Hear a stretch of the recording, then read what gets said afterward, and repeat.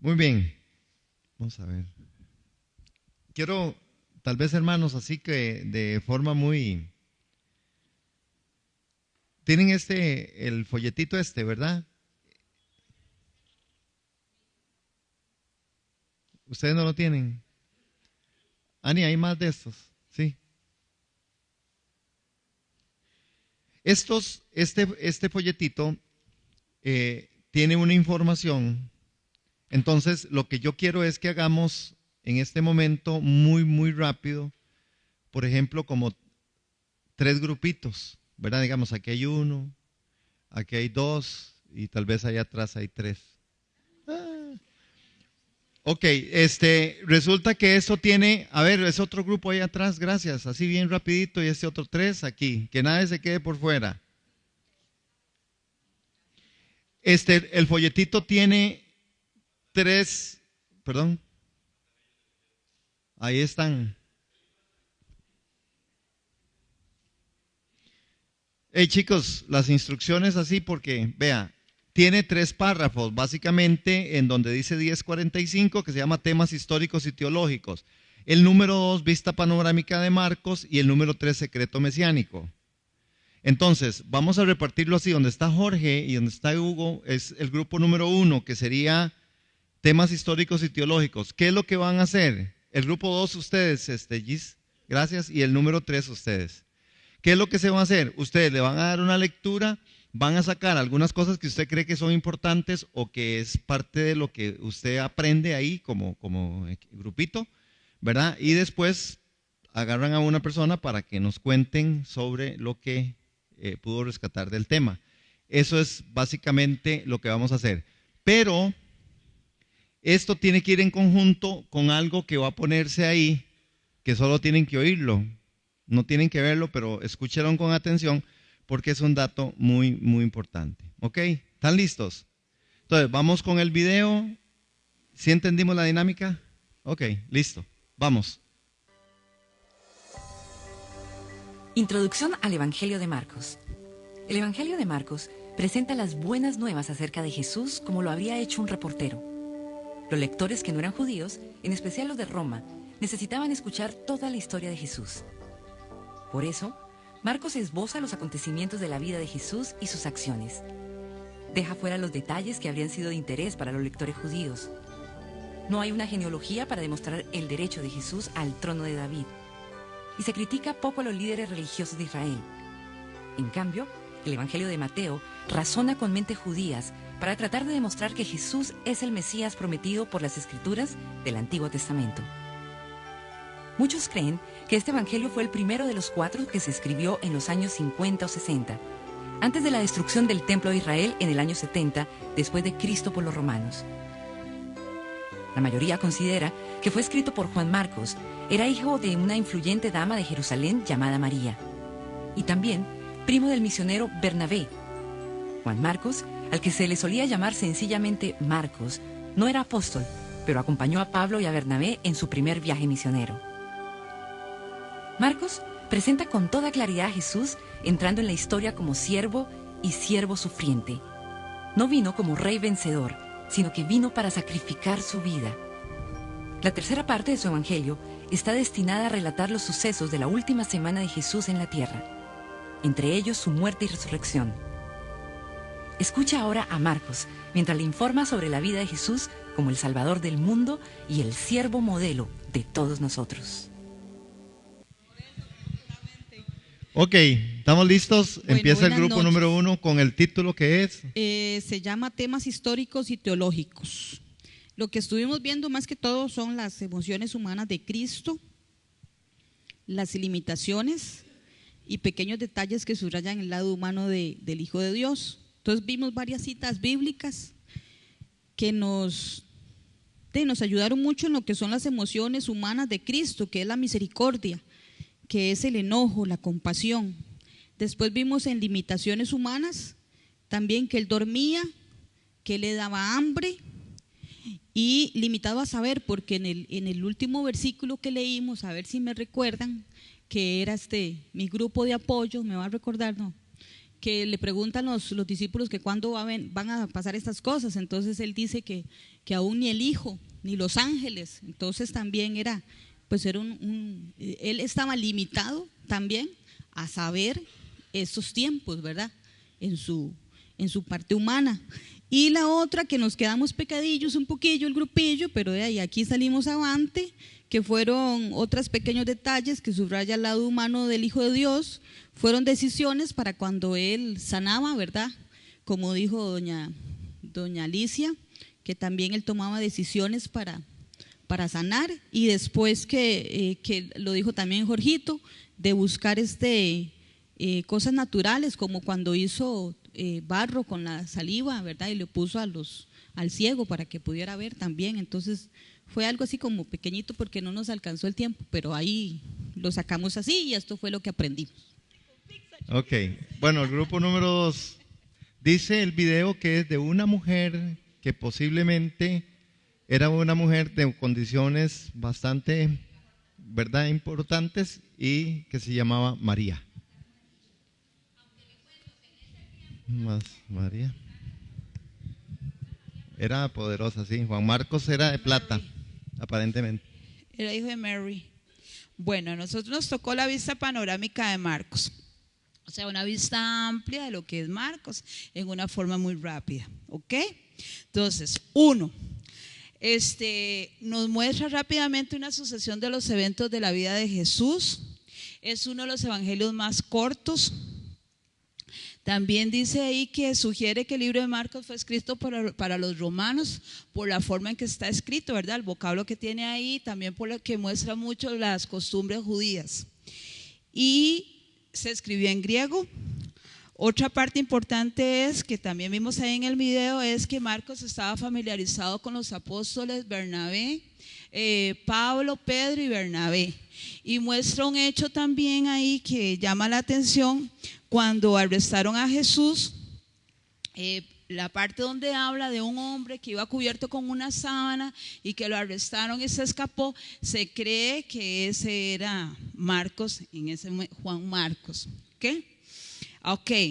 ¿Cuál es la parte principal del evangelio de Marcos? Es que él muestra la autoridad divina del siervo, ¿verdad? Entonces, ¿cuál es la autoridad divina? Para la enfermedad, para sacar demonios, para las cosas creadas, y todo se evidencia en cada una de las páginas que nosotros leemos, ¿verdad?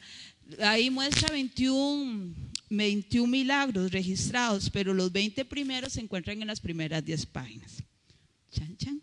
Y ellos contestan la pregunta. Lo de nosotros es la última parte, que se llama el secreto mesiánico.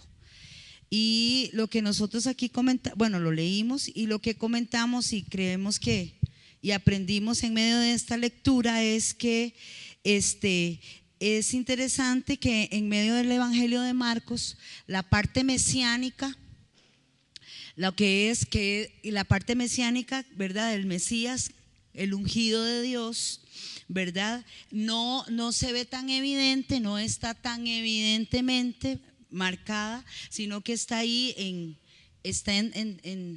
entre telones, entrelapada, ¿verdad? Porque Jesús en ningún momento en medio del evangelio de Marcos, el objetivo del autor es presentar a Jesús como el Mesías. El objetivo de él es presentar a Jesús como ese siervo ese siervo sufriente, pero como decía Gis, también con autoridad, ¿verdad?, sobre la parte de los demonios, de las enfermedades, ¿verdad? El objetivo de él no era levantar esa parte mesiánica, ¿verdad? Aunque nosotros sabemos, y aunque ahí también lo vimos nosotros, también en lo que leíamos, es que en medio de sus discípulos, él sí mostraba eso por su vivencia, por la forma de actuar, en la forma de verlo a él, era donde él mostraba esa parte mesiánica, pero no el autor, hablando del evangelio, no lo evidencia abiertamente. Está ahí, ¿verdad? Pero no lo evidencia abiertamente. Dice aquí que algunos autores ven el secreto mesiánico pareciera que como una invención de Marcos o de su comunidad. Pero este aspecto nosotros sabemos que no es solamente que ellos quieren ocultarlo, sino que tiene todo un rasgo histórico, ¿verdad? Y que en medio de lo que Jesús les ponía, les mostraba, muchas veces les decía, no digan nada. Guarden silencio, ¿verdad? Esa parte, ¿verdad? Porque Jesús en ningún momento quería ser levantado como rey, Él no quería generar una revolución, Él no quería levantar multitudes en la forma errónea. Entonces esta parte no se iba a levantar, la parte mesiánica, ¿no? ¿Verdad? Porque el concepto de los judíos era que el mesiánico era un rey, el Mesías era un rey que ellos esperaban, y así no lo va a presentar el Evangelio de Marcos. ¿Qué es lo que hemos estado aprendiendo todos estos días, en estas semanas? Bueno, que Marcos en su evangelio es totalmente distinto a los otros evangelios, aunque hay muchas cosas que se parecen, ¿verdad? En el libro de Marcos. Hoy a nosotros nos toca entonces también ver la otra parte, o una parte que yo escogí, es sobre uno de los textos del tema, que yo creo que ustedes la conocen, pero la transfiguración. ¿Dónde más se relata la transfiguración? Bueno, es una particularidad del pasaje, este pasaje de Marcos en 9, 2 al 9. El relato de la transfiguración está localizado casi exactamente a la mitad del Evangelio de Marcos y es el clímax de un punto decisivo que comenzó con la confesión de Pedro. Si ustedes leen Pedro capítulo 8, verso 29, hay una declaración de Pedro que dice lo siguiente. ¿Qué dice? Ok, es Marcos el que recoge esta parte de Pedro y lo escribe porque si hay alguien que se dio cuenta quién era Pedro. Sin embargo, hasta aquí Jesús ha estado enseñando y sanando. Ahora comenzará su jornada hacia Jerusalén donde morirá. Inmediatamente antes de la transfiguración, Pedro confiesa que Jesús es el Mesías. En 8:27 al 30, léanlo por favor. 8:27 al 30. ¿En Marcos? Estamos en Marcos, solo en Marcos. Ajá. Sin embargo, si uno sigue leyendo, vea lo que Marcos recoge, porque pareciera como que hay algo que identifica el tema de Pedro. ¿Qué le dice Pedro en 8:31? Porque Jesús va a predecir su muerte y la resurrección, y Pedro lo que hace es lo siguiente. Ok. Es después de que Jesús comienza a enseñar a sus discípulos y Él les enseña, realmente la enseñanza de Jesús para los discípulos es el sacrificio del discipulado. Lo que cuesta llevar un discipulado. Y nosotros hoy estamos en el siglo XXI y cómo cuesta llevar un discipulado, ¿verdad? Cuesta llevarlo porque hay un precio a pagar, porque hay que venir, porque hay que estar, porque hay que hacer un trabajo, hay que hacer una tarea, ¿verdad? Digamos. Y el discipulado tiene que ver con eso. El discipulado tiene que ver con seguir una enseñanza y tomarla y hacer algún tipo de servicio y de trabajo en el cual uno se desarrolle como tal, como un discípulo. Pero vea cómo, ¿verdad? Digamos, veámoslo hoy en la iglesia de Jesús o en la iglesia local. Cuesta que la gente venga al discipulado. Y el discipulado es lo fundamental. El que no se discipula difícilmente podrá llegar a conocimiento de lo que es la persona de Jesús. Por ejemplo, yo les digo a ustedes, sin querer menospreciar a otros hermanos que por cualquier cosa no pueden estar o lo que sea, pero ¿usted cree que si yo pregunto a otras personas que no están aquí, yo les digo, ¿cuál es el Jesús marcano? Primero con marcano ya van a quedar por fuera, ¿verdad? Y después, características de Jesús descritas en Marcos. Yo estoy seguro que ustedes ya tienen una base y yo digo bastante buena, porque yo les digo a ustedes, bueno, ¿qué representa Marcos en el Evangelio? ¿Sería el qué? El siervo sufriente. ¿Cómo describe a Jesús? El libro de Marcos, ¿cómo lo describe? Ajá, ¿como quién? ¿Qué más? ¿Cuáles son características de Marcos?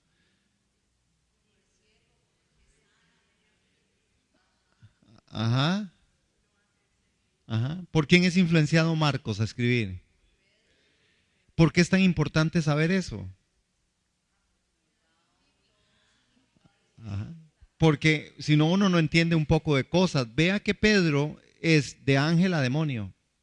Tú eres el hijo del Dios viviente, apártate de mí, Satanás. Ese contraste es un contraste que solo Marco pudo recoger de la propia boca de Pedro, porque si no, ¿quién iba a saberlo? Porque ni aún Pedro en primera y en segunda de Pedro lo relata. Se lo se lo expuso Marco. Marco le dijo, es que Pedro me contó y me lo escribí.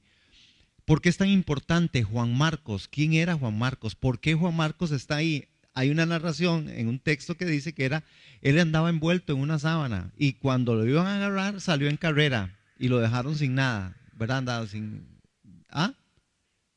desnudo. Y se dice que este fue Marcos. Marcos tuvo un gran problema porque cuando va a la gira, él deja botado a Pablo y deja botado a Bernabé, ¿verdad? Y a Pedro, inclusive porque él era de una familia muy acomodada. Entonces, el Evangelio de Marcos, desde esa perspectiva, él por eso recoge ciertas cosas. Hay una sanidad que aparece ahí de un ciego que Jesús escupe. ¿Por qué escupe? ¿Qué es el tema? ¿Escupió solo por escupir y hacer barro? No. Es porque dentro de la posición de Marco, que era una posición un poco influenciante, porque su mamá no se le conoció papá, tampoco andemos en chismes, ¿verdad? Pero el punto era que, porque sí, solo describe a la mamá, ¿verdad? Dice que era hijo, pero la saliva tenía propiedades curativas, ¿verdad? Y entonces, pero esto se daba en algunos que curaban, los famosos curanderos, porque antes de Jesús muchos curaban de una forma así, ¿verdad? Pero ¿a quiénes curaban? A los que tenían plata. Por eso Marco inclusive recoge mucho de ese dato y de esa estadística. Entonces, son cosas que se abren en el panorama para poder ver a un Jesús en el cual, ahora sin cobrar, Él llega y cura a través de algo que otros hacían para mostrar otra vez lo que él es. Cuando nosotros vemos igual a Marcos en el capítulo 9, en el verso 2 al 4, hermanos, dice, y fue transfigurado delante de ellos. 6 días después tomó Jesús a Pedro, a Jacobo y a Juan y los sacó aparte solos a un monte alto y fue transfigurado. Esta palabra transfigurado, ¿verdad? Es del griego metamorfosis o metamorfos. Fue cambiado o transformado delante de ellos y sus vestidos se volvieron resplandecientes muy blancos como a la nieve, tanto que ningún lavador de la tierra lo puede hacer tan blancos. Y les apareció Elías con Moisés que hablaba con Jesús. Hermanos, este relato tiene un buen número de asuntos en común con la historia de Moisés en el Sinaí, en Éxodo capítulo 24 y al 34. El relato de Éxodo, Moisés es acompañado por 3 hombres. Y en Éxodo 24:9 y Marcos 9:2 aparece una nube que cubre el monte por 6 días y Dios habló desde la nube. En Éxodo 24:16, Marcos 9:2-7, Moisés vio al menos en parte la gloria de Dios. ¿Se acuerdan? En Éxodo 33, el rostro de Moisés brillaba como una luz deslumbrante. El pueblo de Israel tenía miedo y al bajar del monte Moisés encuentra a discípulos sin fe. Este relato de la transfiguración es algo que pasó con Moisés. En Éxodo el relato está ahí clarísimo. El relato tiene un buen número de asuntos en común con la historia de Moisés en el Sinaí. Es el relato del Éxodo. Moisés es acompañado por 3 hombres, igual que en este caso Jesús se hace acompañar por 3 hombres, ¿verdad? Ahora, vean que hay un punto ahí, dice, ¿después de cuánto? De 6 días. ¿Por qué creen ustedes que pasó de eso después de 6 días? Es decir, después de 6 días, subió al monte y después de 6 días. ¿Qué creen ustedes que significa eso? ¿Por qué es tan específico y por qué hace un énfasis Marcos en los 6 días? Vea, muy bien, hermana. Eso tiene que ver mucho con el tema. ¿Por qué? Bueno, porque después de 6 días, ahí voy. Después de 6 días, por supuesto, significa que este episodio se lleva a cabo en el 7º día. Y el número 7 es de los favoritos de los escritores judíos del primer siglo para indicar la presencia y el propósito de Dios. Por eso Marcos dice, después de 6 días, es decir, que el día 7º, en 6 días Dios hizo todas las cosas, pero al 7º día, cuando Él viene y descansa, ¿verdad? Descansó. Y cuando Él descansa, para los judíos era sumamente importante el número 7, de los favoritos de los escritores judíos y del primer siglo para indicar la presencia y el propósito de Dios. La transfiguración se da por el propósito y el plan de Dios. Eso es lo que Marcos quiere decir. Eso es lo que Marcos quiere enfatizar.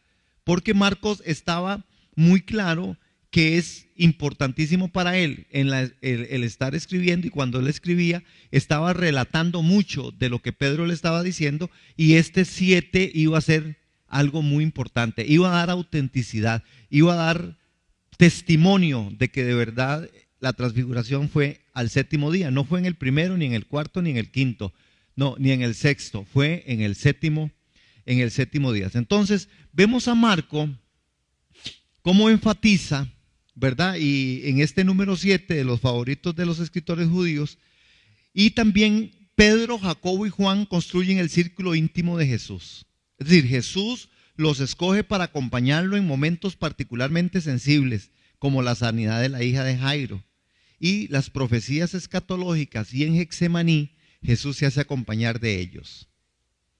Es decir, Jesús tenía aquellas personas, aquellos discípulos, Él los tenía en una perspectiva donde conformaban un grupo muy particular. Ahora, hay toda una discusión, análisis, por qué ellos, ¿verdad? Cuando uno empieza a ver a Pedro, uno empieza a ver a Jacob, ¿verdad? Y a Juan, entonces uno dice, claro, ahí están Pedro con una confesión que ni sangre ni carne se la revela. Jacob, ¿quién era Jacob? El hermano, ¿verdad? ¿Y quién era Juan? Por supuesto, el discípulo amado, ¿verdad? Es decir, ahí Judas no cabía, ¿verdad? ¿Estaba qué? Estaba sobrando.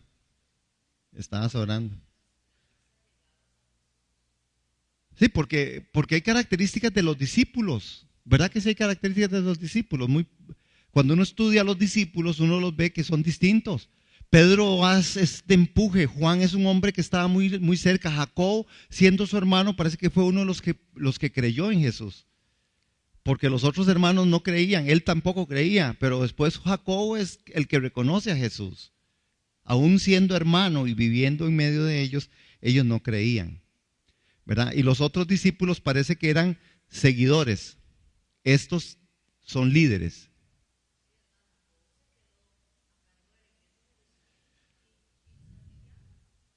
Santiago, el hermano de Jesús, también. Jacobo es Santiago. Es el mismo. No. Jacobo, Santiago. Ok, entonces, Marcos, vean el verso 2. ¿Qué dice el verso 2 de 9? Capítulo, ahí donde estamos. Ajá. La otra, hay una versión. Marcos enfatiza doblemente que en el monte es el monte de la transfiguración. Y Jesús lleva a esos 3 solos en la soledad, apuntando a un evento de gran importancia y significado. Es decir, solo lleva a ellos 2. No lo pasé. Solo lleva a ellos 2. En el monte de la transfiguración Jesús solo lleva a ellos ahí aparte, y en la soledad apuntando a un evento de gran importancia y significado. Marcos está enfatizando doblemente el tema con el asunto del monte. Es más, este asunto del monte es más significativo teológicamente que geográficamente, porque el monte Hermón llena mejor la descripción de este monte, pero Marcos no considera importante decirnos el nombre. Él no dice, es el monte Hermón, ¿verdad? Es otra característica de Marcos. ¿Qué hace Marcos? Marcos dice, no, ese es el monte de la transfiguración. Le da sentido teológico, no geográfico.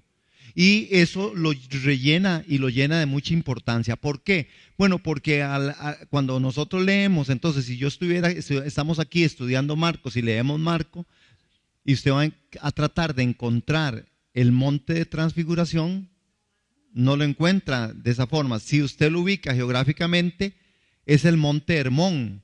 Pero en el monte Hermón lo que pasó fue la transfiguración. Entonces Marco dice, no, ¿qué es más importante a la hora de escribir?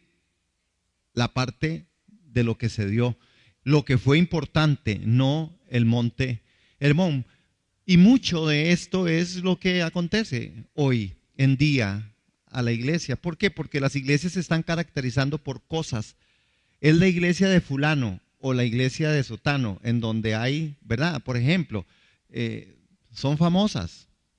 Si está Cristo o no está Cristo, uno no lo sabe, pero son famosas. La famosa catedral, ¿verdad? En Estados Unidos, eso es impresionante, ¿verdad? O la iglesia en el Madison Square Garden, es impactante e impresionante, ¿verdad? Pero realmente, digamos, el sentido geográfico es mucho lo que dice para mucha gente, y para mucha gente lo geográfico a veces es más importante que lo teológico, y lo teológico es lo que tiene y está lleno de importancia. ¿Cómo qué? Que ese es el monte de la transfiguración, no es el monte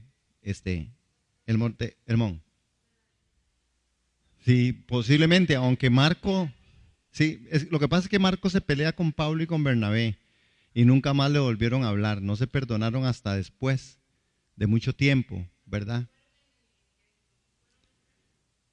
Es que cuando ellos, perdón, sí, se enojaron porque él agarró y los dejó botados. Después es Pablo el que le dice, vea, mándeme, ya en el libro de los Hechos, le dice, mándeme a Juan Marcos, porque yo lo necesito. Pero se habían peleado, igual que de todas formas Pablo también se peleó con Bernabé. Es decir, que los pleitos en la iglesia pareciera que vienen desde muy atrás, ¿verdad? Entonces nada que asustarnos por el tiempo de ahora, ¿verdad? ¿Verdad? Aunque, sí, exactamente. Ok, entonces, vean que en el monte, en este monte alto que se transfigura, que en griego es metamorfosis, la palabra griega de donde obtenemos nuestra palabra metamorfosis, que usamos para describir el proceso por el cual una oruga se convierte en una mariposa, en una dramática transformación. El verbo solamente aparece 4 veces en la Biblia en griego, en Mateo 9:2, en Mateo 17:2, en Romanos 12:2 y en 2 Corintios 3:18. Cuando habla en Romanos, lo habla para nosotros. Dice, ¿recuerdan ese texto? Transformaos y renovaos por medio de la renovación de vuestro entendimiento. Eso es metamorfosis. Tenemos que sufrir nosotros una metamorfosis. Tenemos que sufrir una transformación, ¿ok? ¿Qué es lo que pasa con respecto a esto? La ropa de Jesús resplandece y se vuelve como la nieve muy blanca, como el anciano de días de Daniel capítulo 7, verso 9. Sin embargo, Marcos no es el que toma tantos textos del Antiguo Testamento. Parece que este es uno de los textos que están presentes. El anciano de días es de ropa resplandeciente y blanca, como la blanca nieve, ¿verdad? Entonces, el relato, he aquí en las nubes del cielo como un hijo de hombre que venía y llegó hasta el anciano de grande edad e hiciéndole llegar delante de él, y fueron dados señorío y gloria y reino, y todos los pueblos y naciones y lenguas le sirvieron. Su señorío, señorío eterno, que no será transitorio, y su reino que no se corromperá. Marcos también usa la frase hijo de hombre en su relato de la transfiguración, en Marcos capítulo 9, verso 9. Entonces, vemos cómo esta parte está tan clara en los judíos y en Marcos, de que Él es el soberano, de que sus ropas transfiguradas son ropas que de verdad hablan de santidad y hablan de su poder. Entonces, 7:9. Igual Pablo toma mucho de esto, de esta parte, pero bueno, estamos con Marco y no con Pablo. Vean el verso 4. ¿Qué es lo que pasa en el verso 4? En el verso 4, y dice, y les apareció Elías con Moisés. ¿Verdad? Dicen ahí, ¿qué dice?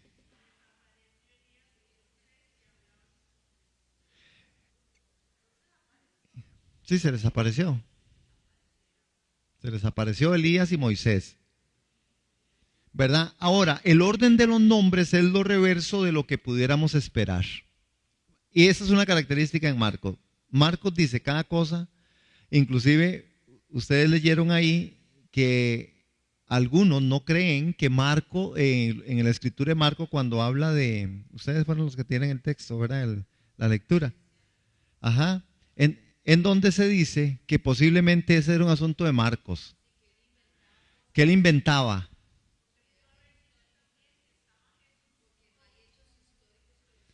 Ajá, mucha gente a Marco lo criticaban por eso. Por ejemplo, Marco tiene otra salida por ahí que dice, y es que cuando curó a aquellos hombres, a los ciegos, dice, y el hombre empezó a ver, primero parte el milagro en dos, es decir, Jesús sanó primero una parte y después otra parte. ¿Sí se acuerdan del relato, verdad? En donde sana a aquellos ciegos, aquel ciego, y el hombre dice, y vio a los hombres como árboles que caminaban. Y a los judíos en el original se les cayó todo. Dijeron, no, Marcos está mal. Pero ese era Marco, un poco rebeldón. Ese era Marcos, un hombre, digamos, bueno, inspirado por el Espíritu. Ajá.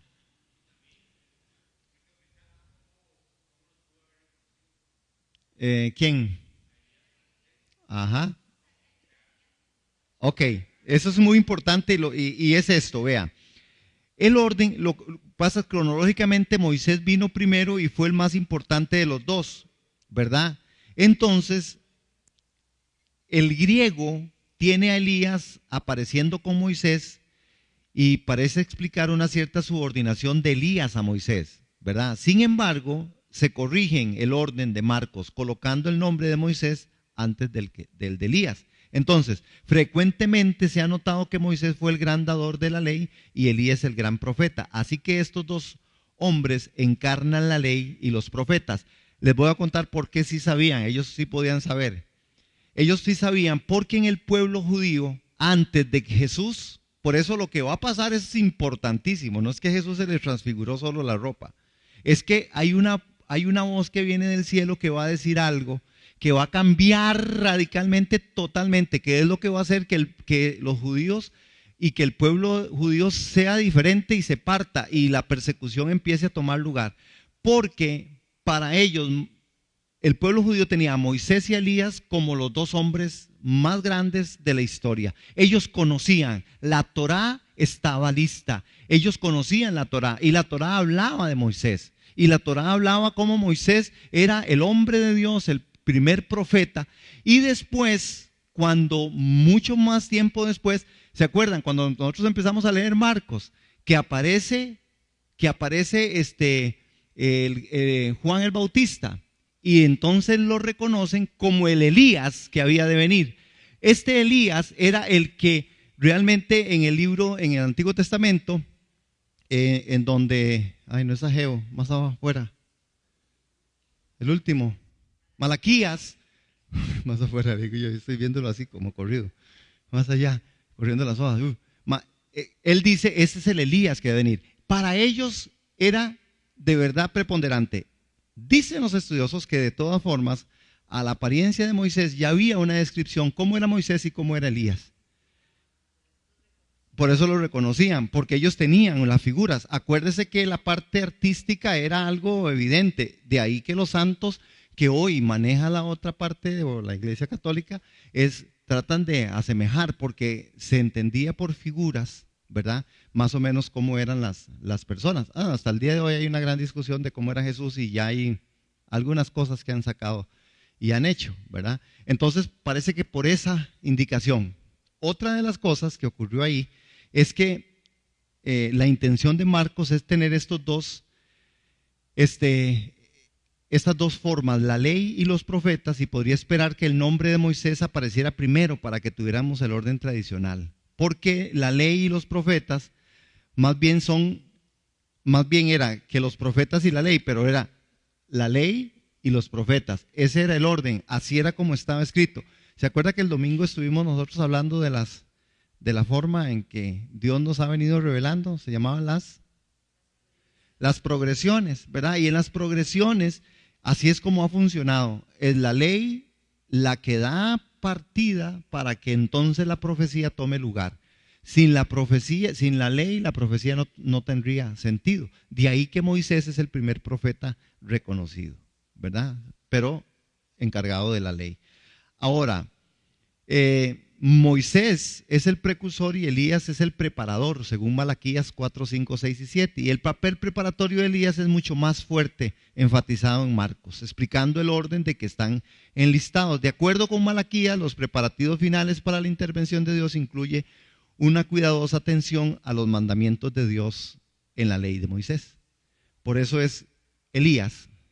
Cuando Elías se presenta, lo hace de una forma. Entonces, vamos a ir a Marcos, capítulo 9, verso en el relato. ¿No cambió? Ok, el 9, 7 y 8. Vean esta declaración. Entonces respondió Pedro y dice a Jesús: Maestro, estoy en 9, 5, pero no importa. Sí. Ajá. Pero en el verso 7, ¿qué es lo que dice el verso 7?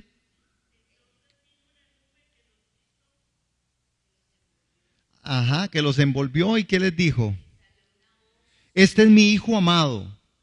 Estas son casi las mismas palabras que Dios dijo en el bautismo de Jesús, excepto que en el bautismo Dios se dirige a Jesús, mientras que en el monte Dios se dirige a los discípulos. ¿Y por qué? Bueno, aquí es donde está parte del asunto, ¿verdad? Hay algo que pasa ahí y que tal vez lo podamos comentar un poquito ahorita, pero llama la atención que en estos versos, por ejemplo, cuando esa voz sale, lo que Dios está haciendo es autenticando, es quitando del centro a Moisés y Elías. Y les dice, ya no es la ley ni los profetas, ahora este es mi hijo, a él oigan, porque la ley era de proclamación verbal, ¿verdad? Y mucho de lo que estaba escrito, pero la tradición oral era la que imperó en mucho tiempo. Y él les dice, ya no, oigan la voz. Y la voz lo que dice, este es mi hijo amado, este es mi hijo amado. Ustedes tienen que escucharlo a él. Es la segunda vez que la voz de Dios sale. En primera instancia se la dice a Jesús en el bautismo y ahora se la dice a los discípulos. Y les dice, ustedes tienen que quitar. No que no tuviera importancia, ¿verdad? Por supuesto que no pensemos eso, ¿verdad? Porque vean algo, hermanos, y ahí está en la filminita. Los 3 discípulos se han acostumbrado a comenzar con Jesús y estaban tal vez en una admiración especial. Ahora la voz de entre la nube les dice que escuchen a Jesús. No es que Moisés y Elías ya no sean importantes, sino que Jesús es que Jesús es de tan tremenda importancia que los eclipsa. A él oíd. Hasta el día de hoy, esa voz celestial, profética, es la que nos persigue y nos tiene que seguir como iglesia. A la voz que nosotros tenemos que oír es la voz de Jesús. Él habló de muchas formas, de muchas maneras por mucho tiempo, pero dice, ahora ha hablado por el Hijo. Por eso, toda predicación, toda vida cristiana, toda iglesia cristiana que no funcione y no trabaje sobre el principio de quién es Jesús y qué es Jesús, está mal. No puede ser la palabra profética, no puede ser los dones ministeriales, no puede ser una alabanza, ¿verdad?, encantadora de los famosos salmistas que ahora hay por todo el mundo y por todo lado. No puede ser la música, no puede ser la danza, no puede ser la alabanza, no puede ser el discipulado, no, tiene que ser Cristo. Cristo es el centro y el todo en medio de él. A él oíd. Y entonces Jesús habla con respecto a esto, Dios habla con respecto a esto y les dice, a Él es el que ustedes tienen que oír. No pueden oír a nadie más. A nadie más pueden oír. Ustedes solo van a escuchar la voz de mi hijo. Qué linda, sí. Sí, dijo, pregúntenle si realmente es Él. Hay un tema ahí central, ¿verdad? Que no es negativo, es positivo.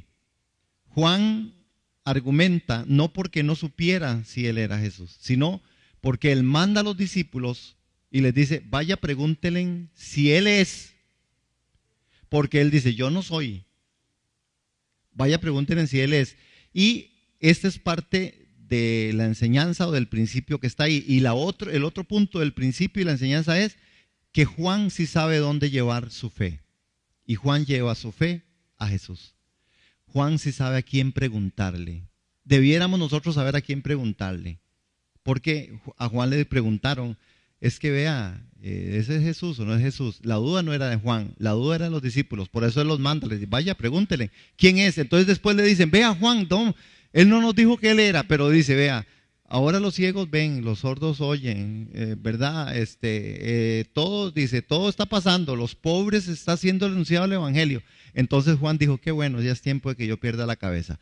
Por eso es necesario a veces perder la cabeza. Pero el tema ahí más que todo es por los discípulos de Juan, más que por Juan. Juan sabía, Juan lo había reconocido y Juan sabía que ese era su propósito, ¿verdad? No hay una duda. Y la duda de Juan pudiera estar más bien que los discípulos supieran de boca de Jesús quién era Él. Exactamente. Sí, no. A los que dudan sí nos vuelan la cabeza, pero sí.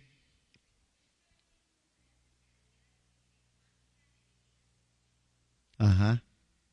El Elías era porque en el Antiguo Testamento se reconocía, en Malaquías reconoce, en la profecía, que realmente tanto Moisés como Elías eran los que venían, el gran propulsor. Elías es el que abre el espacio realmente para el Mesías. Ajá. Igual que Moisés. Moisés nadie sabe dónde quedó. ¿Verdad? Son dos cosas que...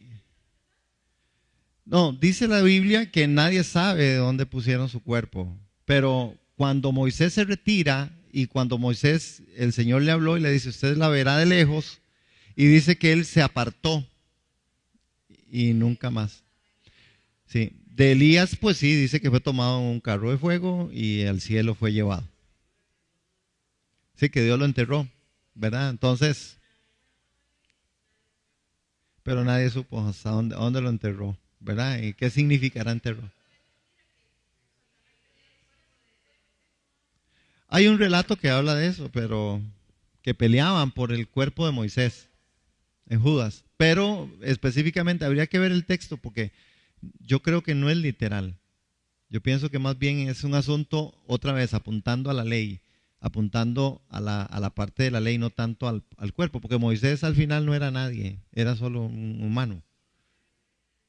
No, inclusive ahí está Juan en la transfiguración. Y cuando Juan está en la transfiguración, por eso en el libro de Apocalipsis, cuando habla de los dos testigos, ¿verdad? Habla de dos testigos.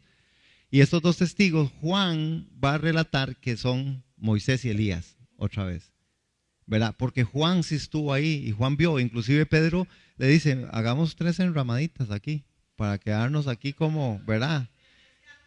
Dejemos que la gente viva la vida. Sí, era muy evidente que tenían que ser ellos por lo mismo, porque al final, ¿verdad? Así tendría que funcionar. Uh-huh. Ajá.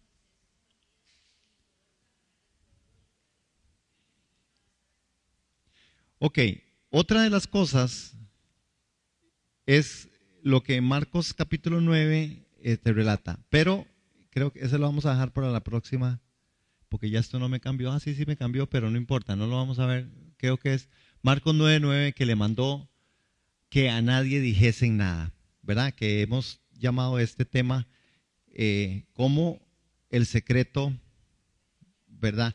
Ahora, para terminar, quiero decirles esto. ¿Qué es realmente la transfiguración?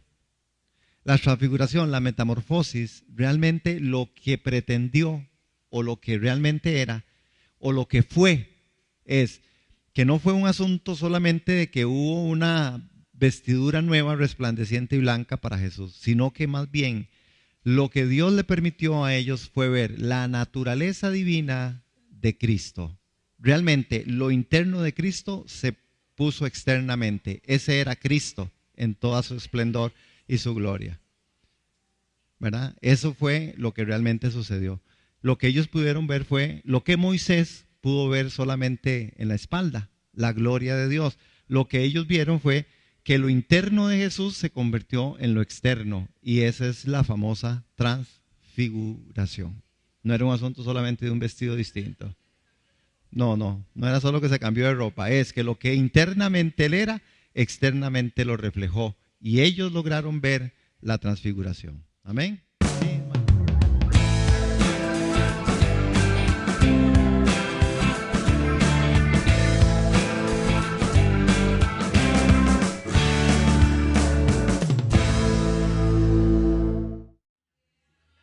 Dios feliz, te deseamos a ti. Cumpleaños, hermana, cumpleaños feliz.